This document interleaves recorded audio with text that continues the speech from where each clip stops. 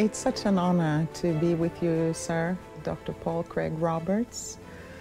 You are the chairman of the Institute for Political Economy here in the United States. You are a former Wall Street editor and an author of many, many books. In Europe, we love you because you have a perspective that many do not have, as you speak in broad manners about the important issues of foreign policy and the state of the American culture today. We see how the Federal Reserve actually is privately owned at the top levels.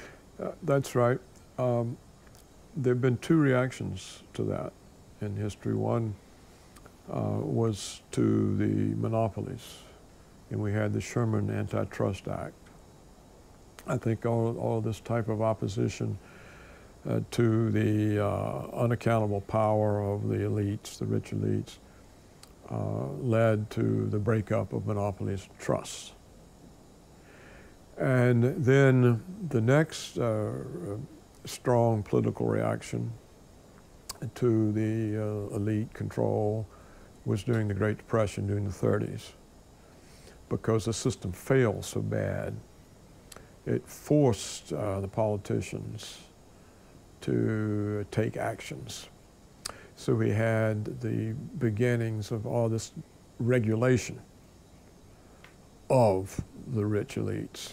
The companies were regulated, and we also had put into law support systems for the victims of these crises that were created by excessive speculation and risk-taking by the rich elite.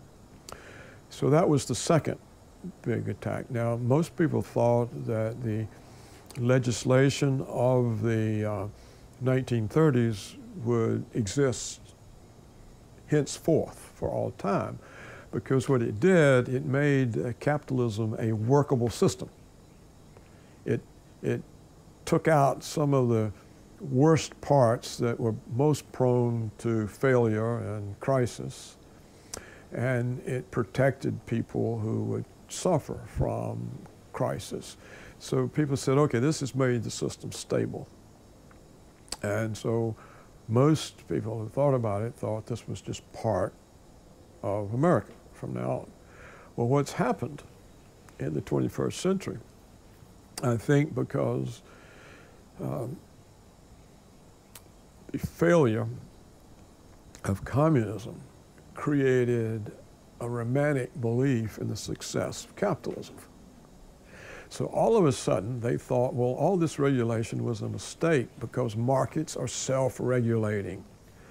This is what Alan Greenspan said, the head of the Federal Reserve, when he was being pressed in congressional testimony why nothing was being done to control over-the-counter derivatives. These were very dark instruments. And the Commodity Futures Administration was trying to regulate them and was being blocked by the Secretary of the Treasury and by Alan Greenspan. And Greenspan said, well, markets don't need to be regulated. They're self-regulating. It was nonsense. And we also had the repeal of the Glass-Steagall Act. The Glass-Steagall Act was passed in the 30s to prevent banks from being able to use the deposits from depositors for speculation. So the banks were forced, you either can be an investment bank and deal in risk-taking speculations, or you can be a commercial bank, accept deposits and make loans. So they separated them. But when they repealed Glass-Steagall, again, I think this was something that Bill Clinton did, or his regime did. It happened, I think, in the Clinton regime. Then all of a sudden, there's no difference. A bank is, every bank is an investment bank. And so they cease to lend or support industry or businesses, And they engage in these speculations. They create all of these opaque instruments, all these derivatives that they have.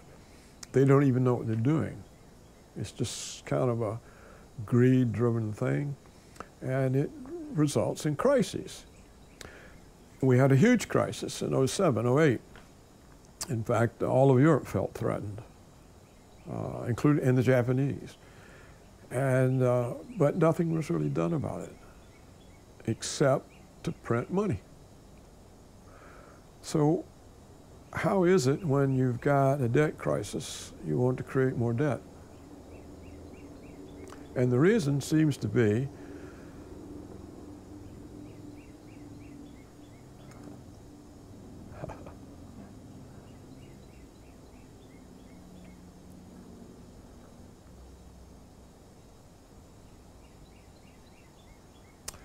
the reason seems to be that the purpose of a central bank is to serve a handful of big banks, which they call banks too big to fail. And the reason they're too big to fail is because the central banks, who are supposed to be their regulators, failed in their job and allowed massive mergers in the creations of these monster financial organizations, which are so large that if they do fail, it has such horrendous effects on everybody else that they say we can't let them fail.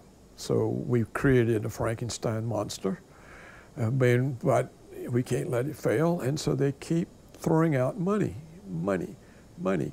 Well, the banks, where does this money go? Very little of it goes into the economy. It's going into the prices of financial assets. So we have, in the United States, these massive stock prices, incredible price-earning ratios, bond prices so high the interest rates essentially are negative. You got bubbles everywhere, but they can't stop the bubble, because if they stop the bubble, poof, the whole thing goes. So the money keeps coming out, and they keep talking about how they're going to stop and how they're going to stop and how they're going to sell off their portfolios, but the central banks don't. And when they raise, they say, oh, we've raised the interest rate 25 basis points. Well, that's not enough to keep up with the inflation. So the real interest rates continue to fall. So most people who look at this expect a crisis. Yet, in the short run, it pays to be in the market because the Fed's putting out money and the money goes into the stocks and up go the prices. Or the Fed is lending money to businesses who use the money to buy their own stock, which pushes up the prices. So you have here the consequence of deregulation, the consequence of this belief that Alan Greenspan proclamated that markets are self-regulating. They clearly are not. And so everything that was accomplished during the Depression to make capitalism workable has been taken away. And now we're sitting here, if you're not in the stock market, it's a mistake because it keeps going up. But if you are in it, you're taking an enormous risk because it's not going up on the basis of any fundamentals except the central banks printing more money. But this is also what everyone talks about among the financial elite today and the analysts. I mean, it's really, they're shorting on when is the U.S. going to collapse, because it's such a historic thing that the stock prices are so high, all the while the U.S. is such heavily ridden in debt. And also Jacob Rothschild, I read an article the other day where he spoke about it, saying that we don't know where this is going to end. It's an attempt done now to cure debt by adding more debt. Yeah. It won't just be the United States. It'll be all of Europe and Japan. It'll be everybody that's part of the dollar system. Everybody who's part of the dollar system will go down with it. But you have to say, what's going to send it down? And it's lasted a lot longer than I ever thought possible. I mean, I'm amazed. But it never dawned on me the central banks would be, what's the word for it? So ambitious, so corrupt. Essentially, they become the government. But as long as they print money, the thing stays up. So what's going to stop them from printing the money? It's not just the Americans. You know, the European Central Bank, it has its own quantitative easing. The Bank of England, the Bank of Canada, the Bank of Japan. The Bank of Japan actually buys stocks. They're now one of the biggest shareholders of Japanese industry. It's the central bank in Japan. So if the central banks are going to keep all the prices up by printing money to buy the financial instruments, what makes it fall? Can this, and the longer this goes on, the more unequal the income distribution becomes. Because it's the relatively small number of people who have positions in these markets that are getting richer and richer and richer because central banks print money. The money goes into the financial assets that they own and drives up their wealth. Everybody else doesn't participate in this. And so we now have in the United States an income and wealth distribution that's worse than that in many gangster states. The income and wealth distribution in the United States, even according to the CIA itself, is worse than that in many third world countries.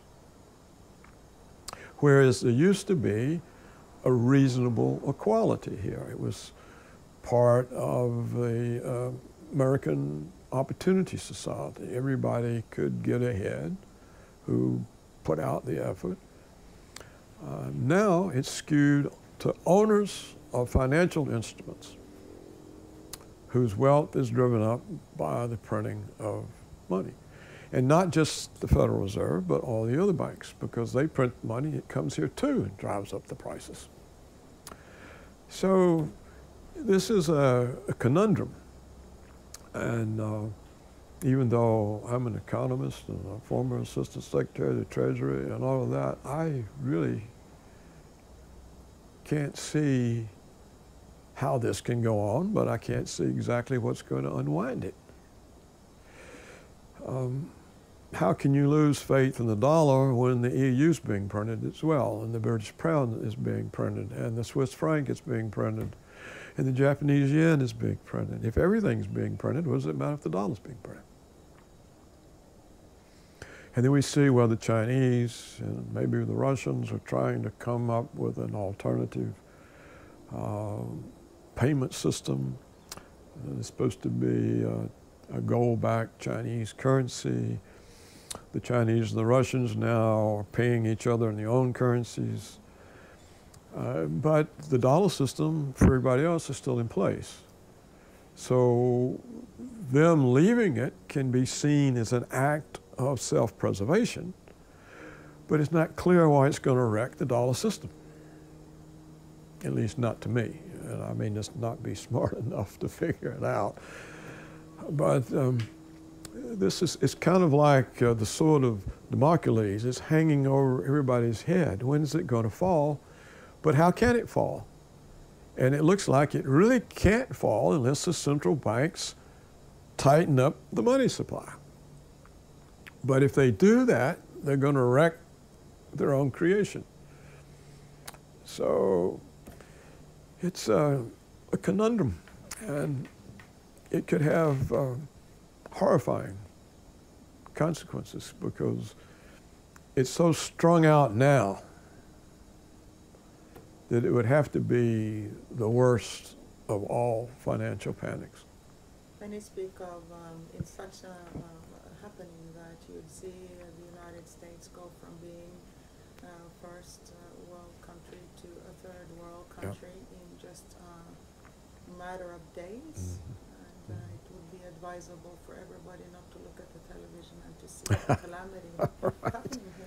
But it's also a paradox that they say over 70% of the actual dollar bills are not in the United States, are in Russia, are in other countries that still cling to the perception that the American dollar is the safe currency to have their money due to their own states being even worse. So it's a question too, if the dollar was to fall, is it deliberately done that the dollar is spread all over really in order to impact everyone and in order to make many citizens, more than just Americans, actually pay for this misjudgment or use? I think that it's not deliberate. It would not be deliberate because it would hurt the ultra-rich the most because they have the most of these financial assets. It would hurt them the most, and it would wreck the whole power structure that the United States has created since World War II. And so unless the Federal Reserve was taken over by some treasonous forces who wanted to wreck the United States, they wouldn't do it on purpose. They may do it by mistake. And the Federal Reserve is a long record of mistakes. For example, the Great Depression itself was caused by a Federal Reserve mistake. So mistakes can happen, and but I don't think it would be something they would want to do on purpose, because what it would mean, particularly if Russia and China have insulated themselves, it would mean an enormous rise in the power in Russia in the East and the complete collapse of Western power. It would be like a world revolution. And that's the last thing that the central banks in the West would want, because their main function is to expand Western financial hegemony. Thank you very much. We are so honored to have spoken to you. Well, thank you very much for including me in your wonderful programs.